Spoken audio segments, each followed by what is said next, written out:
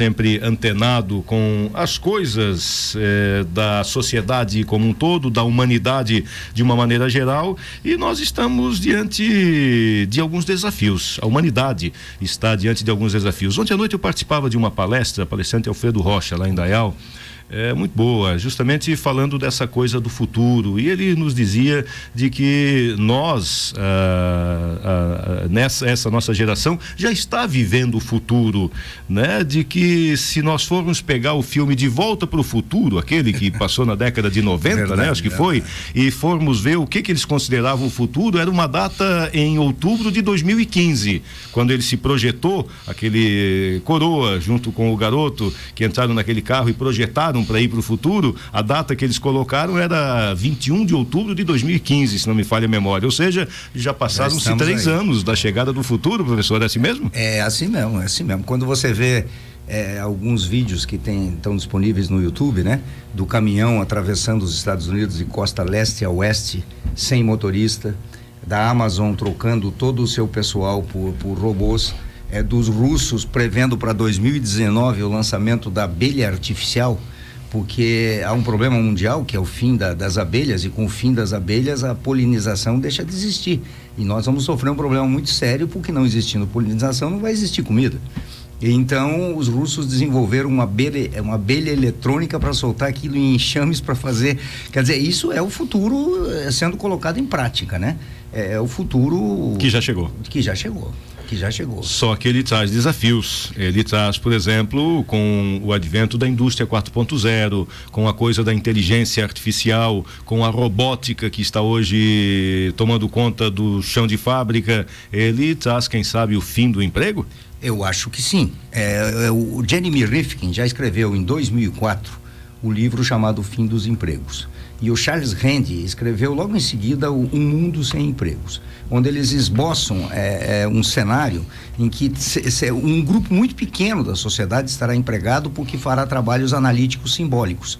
Todo o trabalho feito pelo esforço físico, ele será substituído. Se nós olharmos as nossas fábricas modernas de hoje, o que nós estamos vendo é isso, quer dizer, as fábricas estão reduzindo cada vez mais o seu contingente de trabalhadores, substituindo-os ou pela automação ou pela robotização, ou muitas vezes pela virtualização. Eu entrei na fábrica da Ambev aqui em Lages há algum tempo atrás, e a fábrica é operada por 6 pessoas.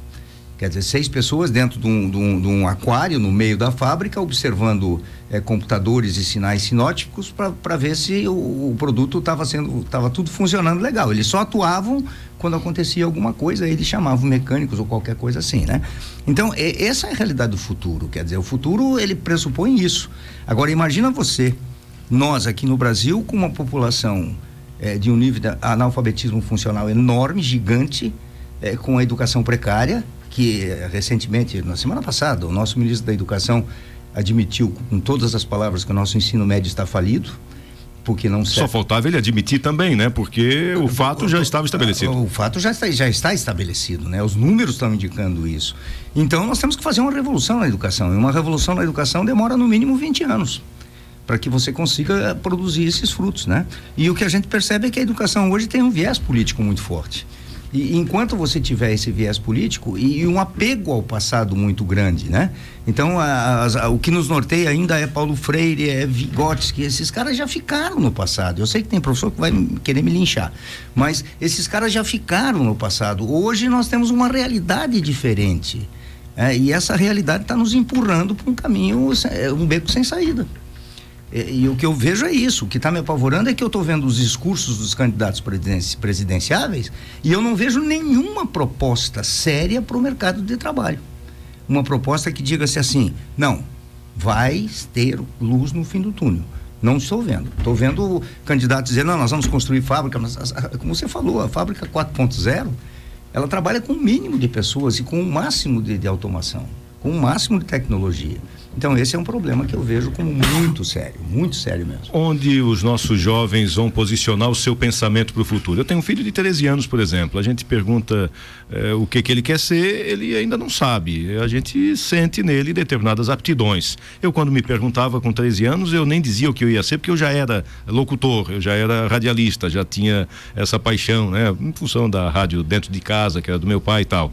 Mas hoje os nossos jovens estão olhando para o futuro e não sabem o que vão ser e nem podem saber, porque a maioria das profissões lá da frente serão completamente diferentes daquelas que nós temos hoje. E aí, como posicionar essa nossa gurizada? Eu tenho feito, em função da proposta da Faculdade Épica da Escola Superior de Cerveja e Malte, eu tenho ido em todas as escolas que formam estudantes no ensino médio na região. Eu tenho feito palestras sobre mercado de trabalho e apresentação da faculdade. Estou sendo maravilhosamente bem recebido e o que eu percebo é uma angústia danada, porque o modelo brasileiro é muito injusto. O modelo nosso, quando você termina o curso médio, você tem que fazer uma opção, ou você entra numa faculdade, ou você vai para o ensino técnico, ou você para de estudar. E eu sei que tem um monte de gente pensando em parar de estudar. Aqueles que pararem de estudar serão usuários do Bolsa Família. Não tem outro caminho, não existe outra alternativa, né? Aqueles que forem para o curso superior, muitas vezes você faz uma opção muito jovem, imaturo, sem conversar com ninguém, sem conversar com pais, com professores, com amigos. Sem conversar até consigo mesmo, para saber o que quer. Para saber o que ele quer. Ele é um jovem, ele está vivendo a explosão de hormônios, aquele negócio todo, então ele toma a decisão afoitamente. O que acontece? No meio do curso ele desiste. Então o modelo nosso implica nessa escolha imediata pelo curso superior que ele vai fazer. Nos Estados Unidos, nos 2 primeiros anos da faculdade, são matérias comuns a todas as disciplinas. Você só vai fazer a opção no 3º ano. Veja que coisa simples que dá para fazer e que é inteligente. Entende? Então uma coisa muito simples. O que eu tenho dito nessas... Por exemplo, eu tomei conhecimento ontem de que a Tibaltec, uma empresa de tecnologia brasileira, está entregando para o mercado o primeiro advogado robô baseado em inteligência artificial. O Brasil forma nada contra o direito, pelo amor de Deus, gente, me entendam bem, mas o Brasil forma em torno de 120 mil bacharéis em direito por ano. 13% em média passam no exame da OAB. Poderão ser advogados. Os outros vão ser office boys de luxo. Aplicaram 5 anos de estudo, um monte de dinheiro para serem office boys de luxo em escritórios de advocacia e serão substituídos em breve pelos aplicativos. Olha o que está acontecendo com o Uber. São tendências irreversíveis que o mercado está mostrando. Não adianta a gente gemer, não adianta a gente fazer que nem o Ned Ludd fez na Revolução Industrial, quando ela se implantou 250 anos atrás, de invadir as fábricas à noite e jogar os teares dentro do rio Tâmisa. Quer dizer, adiantou alguma coisa? Não. A revolução se consolidou e está aí, né? E já estamos vivendo a 4ª Revolução Industrial. Então essas coisas preocupam porque os jovens tomam decisões muito cedo, né? E por outro lado, aquilo que seria o ideal, que é a base da educação alemã, que é o ensino técnico, nós abrimos mão dele. O Brasil forma 200 mil técnicos em todas as suas especialidades por ano. E nós precisamos de 900 mil para atender a necessidade atual do Parque Fabril. Daí o sucesso do Sistema S. Daí o sucesso do Sistema S, que trabalha com um negócio chamado conhecimento aplicado. Para quem não sabe, eu estou me referindo ao sistema SES e Senai, por exemplo, que... O Senai é um exemplo de educação aplicada. Entende? Enquanto no ensino médio você tem um professor lá na frente passando teoria, que está toda disponível em qualquer computador que você abra, eu preciso ensinar o jovem a buscar a informação e não a decorar uma informação que vai ser substituída em breve. Então essa diferença, ela é crucial. O Senai faz isso. Então, quando eu me formo em técnico em eletrônica, técnico em mecatrônica, técnico em eletrônica, técnico em radiologia, procura um técnico em radiologia na região, vê se você acha. Não tem. Então, tanto que o índice de empregabilidade deles é coisa de 95%. Pronto, é isso aí. Então, o que acontece? Quer dizer, você tem alternativas, as pessoas não estão enxergando essas alternativas. Então, como você disse, teu filho tem 13 anos, meu neto tem 15. Eu já falei para ele está no 1º ano do ensino médio. Eu digo, você não precisa trabalhar, por enquanto. O que você vai? Faz o Senai à tarde. Vai no SEDUP, faz o concurso para entrar numa escola técnica federal. As alternativas estão aí, nós temos que orientar os nossos filhos nesse sentido. E também acabou aquela coisa de... Eu escutei recentemente o ex-presidente da Fiesc, Glauco Corte, num evento em que nós estávamos juntos. Ele, no seu discurso, num determinado momento, ele falou uma frase que eu guardei porque eu achei fantástica. Ele disse que antigamente se estudava para ter um emprego para toda a vida. E hoje você tem que estudar toda a vida para ter um emprego. E com um dado importante, a Organização das Nações Unidas está alertando o mundo todo que os profissionais formados hoje exercerão entre 8 a 12 profissões na sua vida útil profissional. Quer dizer, hoje nós temos que entender que nós vamos trabalhar no mínimo 40, 45 anos. E nesse meio tempo, o que vai acontecer com o mundo? Ele vai ser virado de cabeça para baixo. As coisas vão sendo alteradas na medida em que a necessidade for aparecendo. O mundo sempre se modificou, na verdade, né? Sempre esteve em metamorfose, né? Nós tivemos, por exemplo, no final do século XIX para o começo do século XX, o homem saiu da carroça e foi pro avião. Quer dizer, sempre... Não tinha luz elétrica. Não tinha luz elétrica, não tinha comunicação, não tinha absolutamente nada. E em coisa de 40 anos, como eu disse, ele andava de carro de boi e no começo do século XX ele estava voando. Quer dizer, já foi os avanços, o progresso, ele sempre existiu, só que hoje as coisas estão acontecendo de forma mais rápida. Veja bem, o homem é movido pela necessidade. Quer dizer, se você não tem uma necessidade premente, você entra em zona de conforto. E quando você entra em zona de conforto, você para de ser criativo. Quer dizer, o que nos leva à criatividade é a necessidade. Então, quando você fala no Glauco Cortes, né? Eu tenho uma admiração profunda por esse cidadão, porque ele, na testa da Fiesc, né? Ele tocou o dedo na ferida maior que esse estado tem, que é a educação. Ele foi um batalhador pela educação, ele criou coisas, eu fiz várias palestras gratuitas via Associação Brasileira de Recursos Humanos, em Tubarão, Criciúma, a respeito da qualificação dos profissionais, porque ele fez um levantamento estatístico que mostrou que mais de 50% dos nossos trabalhadores não tinham um ensino fundamental completo.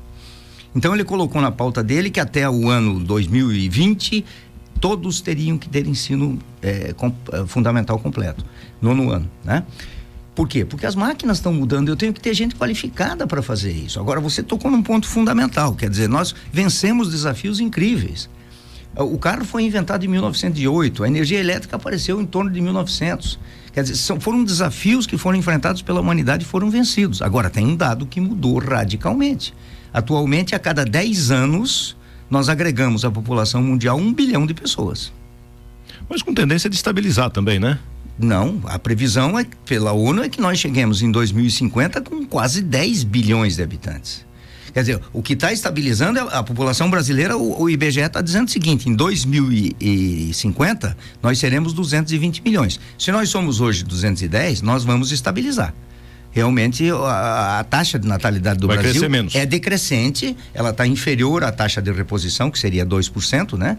Pai e mãe, 2 filhos o substituem. Aqui está em 1,6%. Então você tem esse dado decrescente.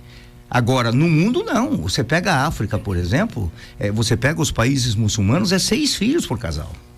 Por que a França está desesperada? A França está desesperada porque ela vai ser o primeiro país muçulmano fora das regiões muçulmanas até 2025, 2030. Eles vão ter um contingente populacional de muçulmanos muito grande, né? Então, esse é um problema. Se você cresce 1 bilhão de pessoas por ano, como é que você conscientiza? E veja o aspecto meio ambiente. Onde é que vai abrigar isso tudo? Você vai ter que criar espaço para moradia, você vai ter que criar comida, você vai ter que não sei o quê. Água. Água, principalmente água. E aí você tem algumas coisas acontecendo no Brasil que são críticas. Tem um grupo de ativistas ecológicos alertando para a área do Cerrado. A área do Cerrado está chegando a uma exaustão. E o que nos separa da vida e da morte é uma camada de terra que reveste o nosso planetinha de 15 centímetros. A área fértil de terra que tem no mundo todo é de 15 centímetros. Quer dizer, quando eu desmato, vem a chuva, acontece a lixiviação, vai o assoreamento, a terra vai para dentro do rio. Você começa, o rio alarga, seca. A formar um ciclo destrutivo. Totalmente. Nós vamos fazer um intervalo, professor, e a gente já retorna. Estamos conversando com o professor Dozinil Martins. Muito bem. Lembrando, o